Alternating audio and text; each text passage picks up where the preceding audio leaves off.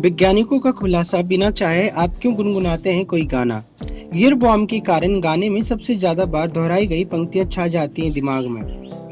आपके साथ कभी ना कभी ऐसा जरूर हुआ होगा कि कोई गाना आपके सिर चढ़कर बोला होगा। लोगों के दिमाग में छाने के लिए किसी गाने में ईयरबॉम का होना जरूरी है।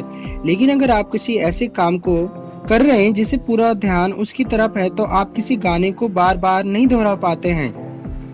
ऐसे ईयर बॉम्ब से परेशान हो सकते हैं। यह आपके दिमाग में अटक कर आपका ध्यान भटकाता है। हाल ही में ऑस्ट्रेलिया में हुए एक अध्ययन में यह जानकारी सामने आई है। इसमें बताया गया है कि ईयर बॉम्ब किसी गाने की वह धुन या पंक्तियां होती हैं जो गाने में सबसे ज्यादा बार दोहराई जाती हैं।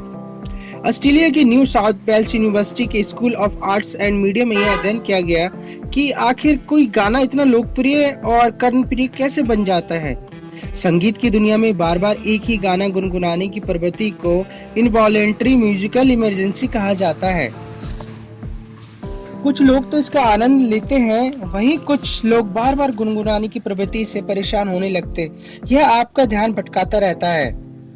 यह शोध इंपीरियल कर म्यूजिकोलॉजी लैब में किया गया। इस शोध के दौरान टीम ने बड़ी मात्रा में सामग्री जुटाकर उसका विश्लेषण किया। इसके नतीजे कहते हैं कि लोगों के दिमाग में गाने के छाने या अटकने के लिए ईयर बॉम्ब का होना जरूरी है।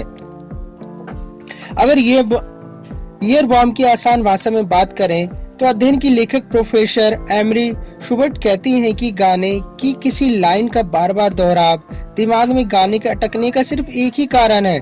इसके अलावा गाने की कई दूसरी खूबियां भी होती हैं जिनकी वजह से लोग किसी गाने को बार बार दोहराते हैं। वह कहती हैं कि अगर किसी गाने में कोई लाइन बार बार दोहराई जा रही है और म्यूजिक बहुत अच्छा हो तो भी यह जरूरी नहीं है कि वह आपके दिमाग में अटक ही जाए। इसके लिए यह भी जरूरी है कि लोग उस संगीत और भाषा से परिचित हो जिसमें गाना बनाया गया हो। दूसरे शब्दों में कहे तो सुनने वाले को गाना सुनने के लिए दिमाग ना लगाना पड़े। गाना गुनगुनाने की स्थिति तभी आएगी जब व्यक्ति अपनी रोजमर्रा काम करते हुए भी उसे दोहराने से सहज हो। आखिर क्या होता है ईयर बॉम्ब? किसी गाने का दिमाग में छाना इस बात पर भी निर्भर करता है कि उसे आपने कितनी बार सुना है। शोधकर्ता का कहना है कि दुनिया में 98% लोगों का जीवन में कम से कम एक बार यह अनुभव जरूर होता है। ईयर बॉम्ब पर हुई तमाम शोधों में यह जानने की कोशिश की गई कि गाने का ऐसा कौन सा हिस्सा है जो लोगों का ध्यान अपनी ओर आकर्षित करता है।